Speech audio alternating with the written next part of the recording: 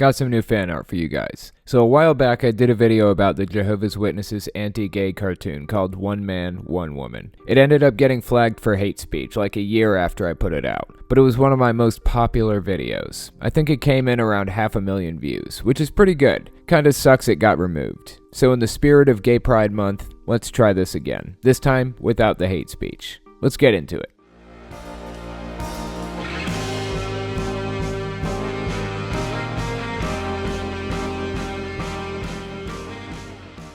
For reference, the old video wasn't that good. It was from a time when my channel was very young. I had a poor microphone, and it legitimately contained a bit that could be considered hate speech. For that reason, I didn't bother appealing. I just took it down. So let's start over. This is the video from Jehovah's Witnesses entitled One Man, One Woman.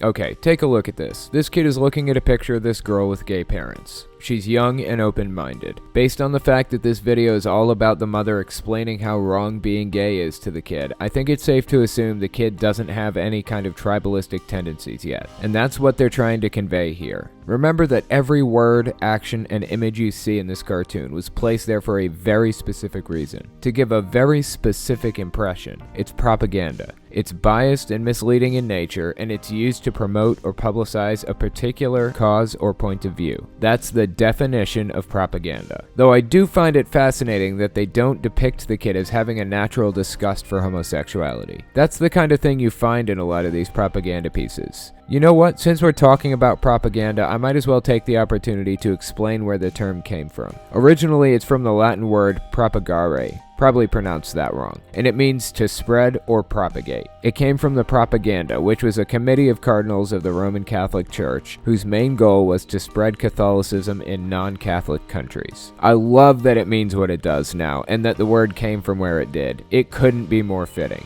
Anyways, let's continue. Look, Mom. I drew our family in school today. Oh, wow. I didn't have time to finish Caleb's face. Oh, come on. You know you drew him like that because he's secretly a demon. You know, sadly, that's the kind of thing that would scare the shit out of me when I first came out of the religion. So, sorry guys. Carrie drew two mommies. She told me they're married to each other. My teacher says that all that matters is that people love each other and that they're happy. Well, people have their own ideas about what is right and wrong. But what matters is how Jehovah feels. Okay, let's pause there. A few follow-up questions. Why does that matter? I'm not sure why everybody thinks he's the most moral thing ever, but as Christopher Hitchens says, he created us sick and commanded us to be well. He created us, right? Why did he create some gay people? Can you agree that animals are neither moral or immoral? They're kind of outside of morality. Then why did he create roughly the same percent of animals to be gay as humans? Around 10%. On that basis, it certainly seems like an act that's outside the sphere of morality. Second follow-up question. How do we know that Jehovah wrote that book?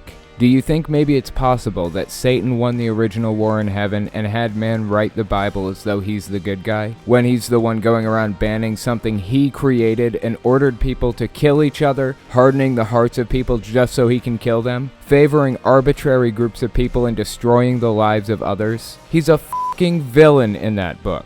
Don't pretend he's not. It's written as though the writer is trying to make a moral monster look like the good guy. That should at least be enough to make you question its authenticity a little bit. If you've never questioned its authenticity, then you aren't being honest with yourself. And my final follow-up question. Out of the 23,145 verses in the Bible, 6 of those verses even mention homosexuality. And there's a debate over whether or not it was condemned in those 6 verses. I'll give you 2 of the 6 that outright say being gay is bad. So that means 0.026% of the Bible even mentions men sleeping with men. Not to condemn it, it just mentions it, period. Jesus didn't say a word about it, so obviously it wasn't a major focus. Dude didn't care. And on that note, something interesting I want to point out. There are no verses anywhere in the Bible that condemn touching yourself. It isn't mentioned once. There's a famous verse in the Bible that talks about it being better to put your seed in the belly of a whore than to spill it on the ground, or something like that. That's bullshit.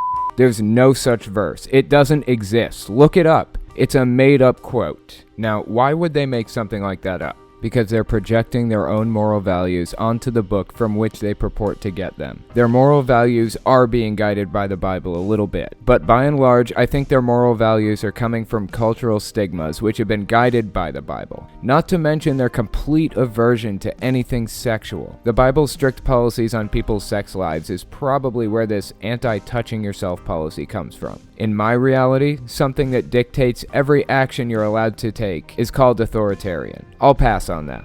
Okay, now that I've completely debunked their reasoning, let's continue. He wants us to be happy, and he knows how we can be happiest. That's why he invented marriage the way he did. You mean one man and one woman? Exactly. Look at Genesis 1:27. Jehovah created Adam and Eve, male and female. Then in Genesis 2:24, he said that a man will stick to his wife. Later, Jesus said the same thing. Huh. He was a fan of one man and one woman, you say. Let's take a look at a couple of other Bible verses. 2 Samuel 5:13. And David took more concubines and wives from Jerusalem after he came from Hebron, and more sons and daughters were born to David. 2 Chronicles 24:1-3.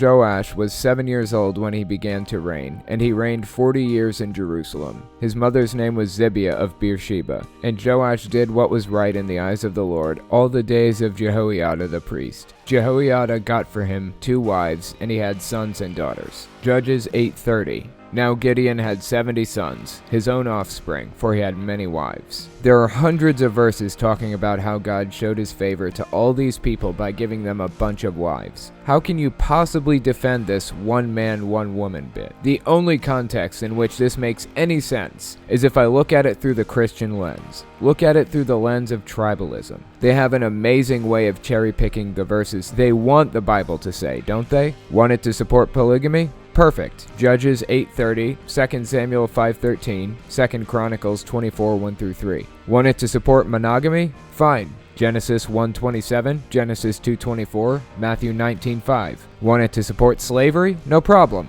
Ephesians 6:5-9, Exodus 21. It's a big book. Like I said, 23,000 verses. There's something in there to support any position you want. So let's pick out the ones we want. How about the story of Sodom and Gomorrah? The story goes, God saw some shady going down, so he sent some angels to investigate. When they got there, the people of the city wanted to the angels. Lot offered up his daughters instead. But the people didn't want the daughters, they wanted the angels. Eventually, the cities were destroyed.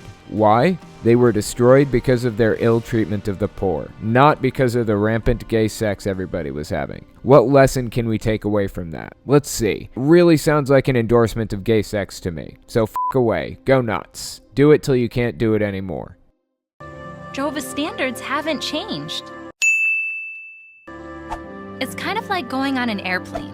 What would happen if someone wanted to bring something on the plane that wasn't allowed? They couldn't go on their trip. Right. It's the same with Jehovah. He wants us to be his friend and live in paradise forever. But we have to follow his standards to get there. At Matthew 7:13-14, it talks about the road leading to paradise. To get there, Jehovah says we have to leave some things behind. That means anything Jehovah doesn't approve of.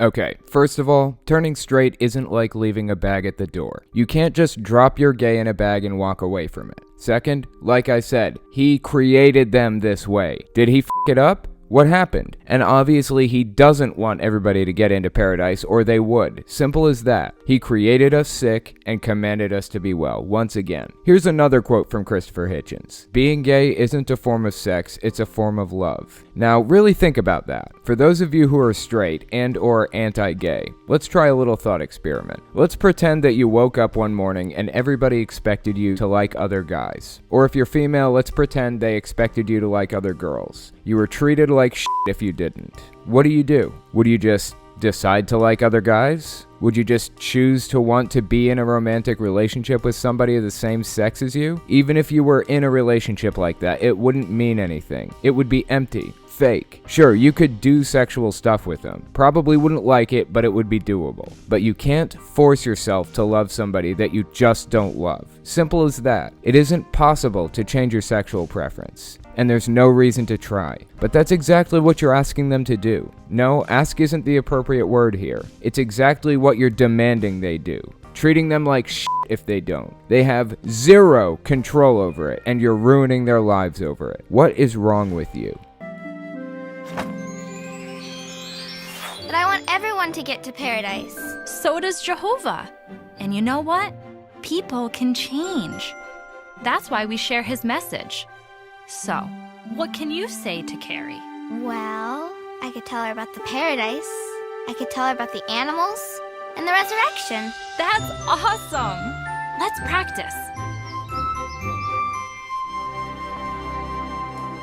Okay, this is where it crosses the line from sick, up brainwashing propaganda that will inevitably change the minds and personalities of the kids that watch it, to ruining the lives of outsiders too. Remember that this is a cartoon, a propaganda piece released by the Watchtower Society. Everything in it is designed to get a specific message across. Here, they're trying to get their kids to go to school and confront their classmates about how their gay parents are wrong to be who they are, and that they aren't going to make it through Armageddon. Does it really get more depraved and disgusting than this? This is an old video, but it's still being shown to children across the world. To this day, it's being shown by Jehovah's Witnesses to their kids. It's being shown to classmates at school. It's being shown to people at the door on Saturday mornings. It's still spreading, and it's still ruining lives, and it still needs to be addressed. Anyways, that's all I've got for you. Follow me on Discord. I get on there all the time. Also, I do a podcast on Discord every Sunday night, 4 hours after I release a video. Come and give it a listen. If you miss the podcast on Sunday, check it out on the iTunes Store. You can listen to it from the iTunes Store with any podcasting app, even if it's on an Android device. And don't forget to follow me on Patreon and all social media. Thanks for watching, guys.